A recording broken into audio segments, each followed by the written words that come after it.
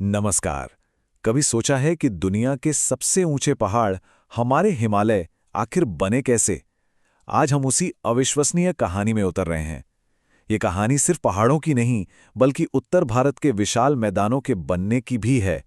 ये एक ऐसी जबरदस्त भूवैज्ञानिक यात्रा है जो किसी के भी होश उड़ा दे। तो सवाल ये है कि दुनिया की सबसे ऊंची पर्वत श्रृंखला का निर्माण होता कैसे है। इसका जवाब एक ऐसी कहानी में छिपा है जिसमें एक पूरा का पूरा महाद्वीप हजारों मील का सफर तय करता है और इतिहास की सबसे धीमी लेकिन सबसे शक्तिशाली टक्कर का हिस्सा बन जाता है। तो चलिए इस अविश्वसनीय टक्कर को समझने के लिए थोड़ा समय में पीछे चलते हैं, बहुत पीछे, करोड़ों साल पीछे। एक ऐसे समय में जब दुनिया का नक्शा वैसा बिल्कुल नहीं था जैसा हम आज जानते हैं। जरा कल्पना कीजिए, एक पूरा उपमहाद्वीप एक महासागर में तैर रहा है। ठीक यही भारतीय भूभाग ने किया था। वो दक्षिणी गोलार्ध से टूटकर अलग हुआ और एशिया की तरफ अपनी लंबी यात्रा पर निकल पड़ा। ये एक ऐसी यात्रा थी जो आखिरकार दुनिया को हमेशा हमेशा के लिए बदलने वाली थी। अब आते हैं कहानी के सबसे जबरदस्त हिस्से पर, वो पल जब भारत की करोड़ों साल की ये यात्रा एक शानदार मोड़ पर पहुंची, जब वो यूरेशियन प्लेट से जा टकराया। और ये कोई मामूली टक्कर नहीं थी, ये धरती के इतिहास की सबसे बड़ी घटनाओं में से एक थी। इस विशाल टक्कर को समझने के लिए एक शब्द समझना बहुत जरूरी है, सबडक्शन।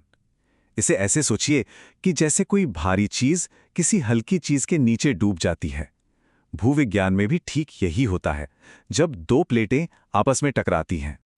तो हुआ ये कि जैसे जैसे भारत एशिया के करीब आता गया, उनके बीच मौजूद प्राचीन टेथिस सागर की भारी समुद्री परत नीचे की ओर धकेल दी गई। वो धरती के मेंटल में पिघल गईं, जिससे जबरदस्त ज्वालामुखी फटे। आज भी हमें द्रास जैसे इलाकों में इस विस्फोटक अतीत के निशान मिलते हैं। तो जब टेथिस सागर पूरी तरह गायब हो गया, तब क्या हुआ? दो महाद्वीपीय प्लेटें आमने सामने टकराईं और यहीं से असली जादू शुरू हुआ। ये वो पल था जब पृथ्वी ने अपने सबसे भव्य स्मारक यानी हिमालय का निर्माण शुरू किया। जानते हैं ये टक्कर इतनी अनोखी क्यों थी? क्योंकि इसमें एक प्लेट दूसरी के नीचे धंसने के बजाय दोनों विशाल जमीनी हिस्से ऊपर की ओर मुड़ गए, ठीक वैसे ही जैसे दो गाड़ियां आमने सामने टकराती हैं। कोई भी झुकने को तैयार नहीं था, इसलिए ऊपर उठने के अलावा कोई और रास्ता ही नहीं बचा था। हिमालय कोई एक ही झटके में नहीं बना, नहीं, इसे करोड़ों वर्षों में कई हिस्सों में बनाया गया था। जैसे कोई महान मूर्तिकार धीरे धीरे अपनी सबसे बेहतरीन कलाकृति को आकार दे रहा हो। हर चरण ने इस नक्शे में एक नई परत जोड़ी, जिससे ये और भी ज्यादा जटिल और शानदार बन गया। लेकिन रुकिए, कहानी यहीं खत्म नहीं होती। इन विशाल पहाड़ों के बनने का एक और बहुत बड़ा नतीजा निकला।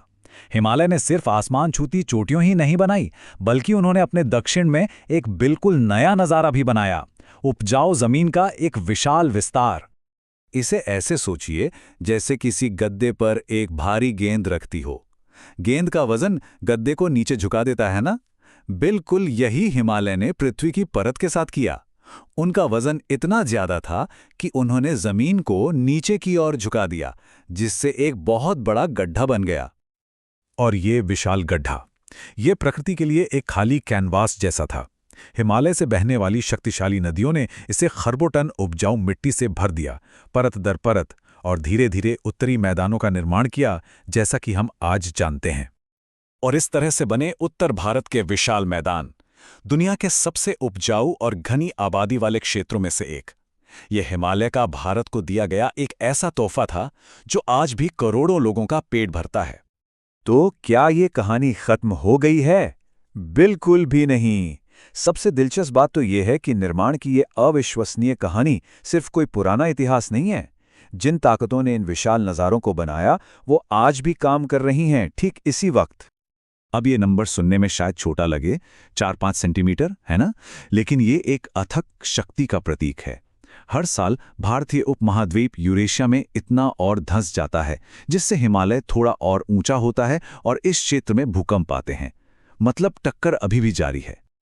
और ये हमें एक अंतिम, सोचने पर मजबूर करने वाले सवाल के साथ छोड़ देता है। अगर ये सब आज भी बन रहा है, तो आने वाले 10 लाख वर्षों में ये नज़ारा कैसा दिखेगा?